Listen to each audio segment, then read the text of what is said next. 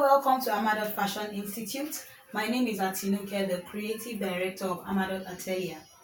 Today I'll be showing you how to take body measurements, and this will be my model for this purpose. Her name is Precious. Precious, please say hi to our audience. Hi. Alright, we'll go straight to the point. But before I start taking the body measurements, I would like to let you know that the body is divided into two equal halves. That is, what you have here is also what you have here. And it's only in case of abnormality that you have one side bigger than the other. Okay? So, when you're taking body measurements, have it at the back of your mind that you take the vertical measurements of the body, then you also take the horizontal measurements. You can do either first.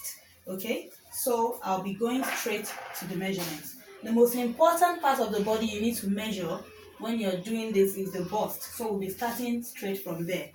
All right, this is the bust measurement. I'll be going horizontal first. Okay, so you go round and you make sure that your tape is not falling off on the back. Okay, it should be exactly around the fullest part of the bust.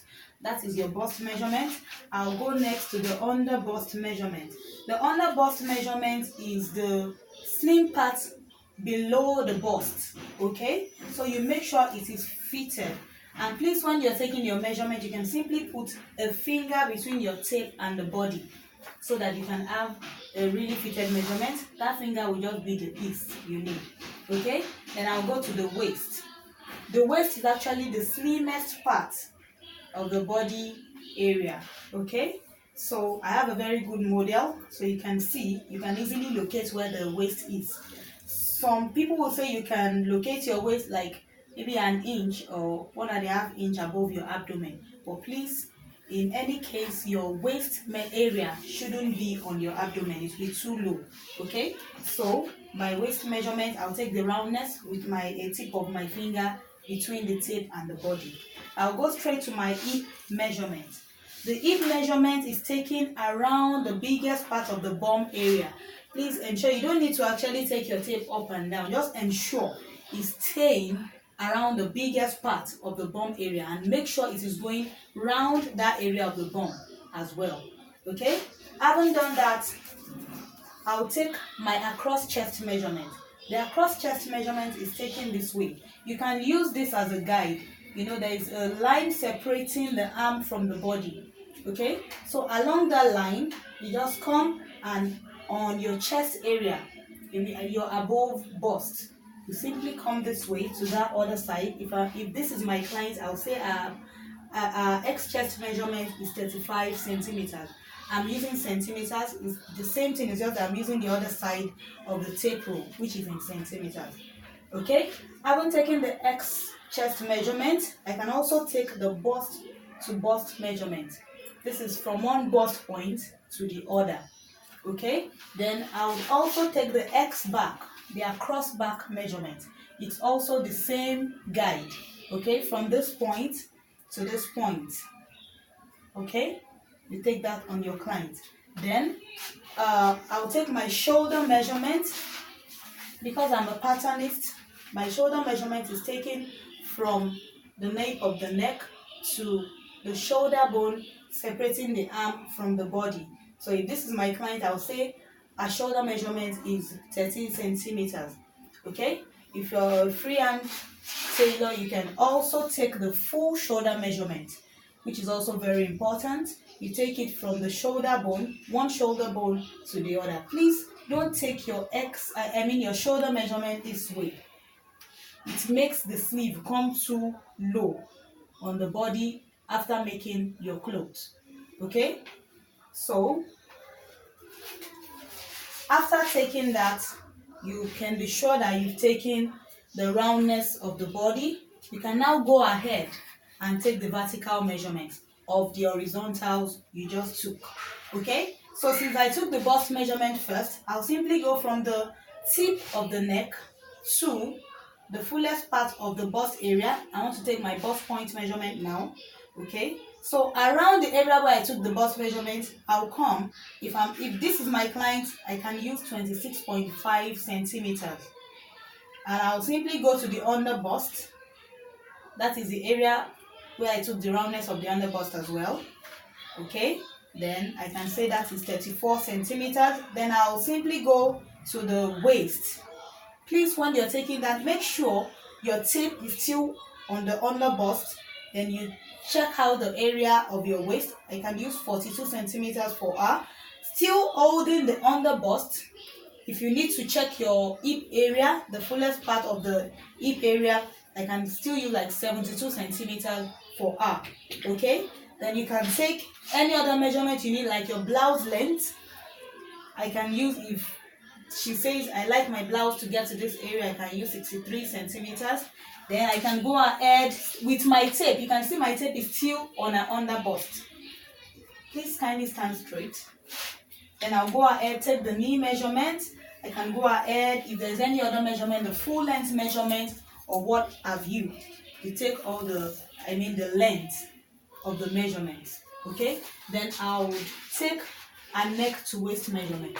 The neck to waist measurement is taken from this neck bone.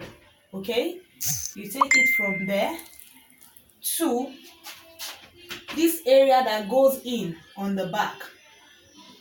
The things that the little things you need to add to your measurement that makes your clothes come out well is this. It's one of the things you need to do, because if your back waist is too low, it makes the clothes look somehow weird. Okay, so if you have a good neck to waist measurement, it gives you a very good one when you're done with your clothes. Okay, so if I'm making a cloth for Precious, I'll use 36 centimeters for a back waist. And if you notice, I'm taking this measurement from the back neck, not from the tip of the neck here. Okay, so having done that, we can go ahead and okay, if I'm making skirt for her, please kindly note that the skirt waist is different from the regular waist. But when you're making something like this, if I'm wearing my skirt, I may not want to place my skirt here. My skirt can be around here. So I like to measure my client when it comes to the skirt waist. The waist comes lower, except you have a client that says, I want my skirt to come higher. But even at that, even if my skirt is coming up, it wouldn't come all the way here. My skirt will be around here. So I would measure around the area where my client wants the skirt to start from. And please ensure it is a very fitted measurement. When you have a fitted measurement for your skirt, it's always good because it will stay well. Then I'll go ahead from that area and measure the skirt length. If it's a short skirt, then if it's a long one, you measure it as well. So having taken all the measurements required, we can then go ahead to the sleeve area. The sleeve area's measurement is taken from the top arm. The top arm is the biggest part of the arm area. You know, there are some clients that they have the bigger part close to this area. So whatever the biggest area is, you can locate it and measure it around that area. So after taking the top arm measurement, you go ahead to the elbow measurement. Ensure your client's hand is this way when you're taking the measurement. Okay, you take the roundness, can be fitted, but this ensures that the client can move the arm whenever the cloth is on. Then you take the 3/4 measurement. That's the area where the arm is slimming out. Okay, you take it, then you also go to the full length measurement. Please ensure you take the measurement this way with the client's hand this way, so that when you, even if it is fitted, the client will still be able to bring out the hand from the sleeve when the cloth is done. After taking that, then you take the length. Okay, you can take the short length measurement, then the elbow measurement around the area where you took the roundness, then the 3/4 measurement. Please ensure the hand is still at akimbo when you do that, and the full length measurement. Okay, so other measurements you may need to take include the trouser measurement.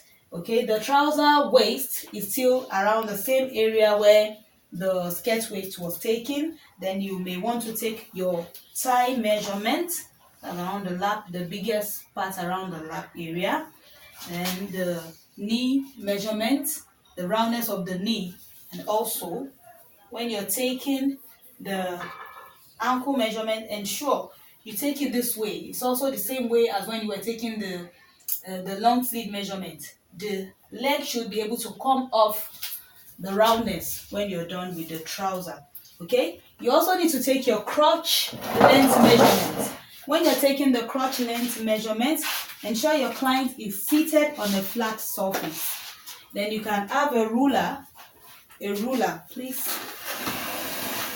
You can take a long ruler and place the tip of the ruler on the seat to the waist area of where the waist area where the trouser will be sitting. Okay, but because I have a tape, I'll simply place it around. I know, especially for example, if I'm making a jumpsuit, I would want the waist of the jumpsuit to be around the regular waist area. So I mean the upper waist. So I'll simply take the measurement this way, ensuring that my tape is touching the flat surface.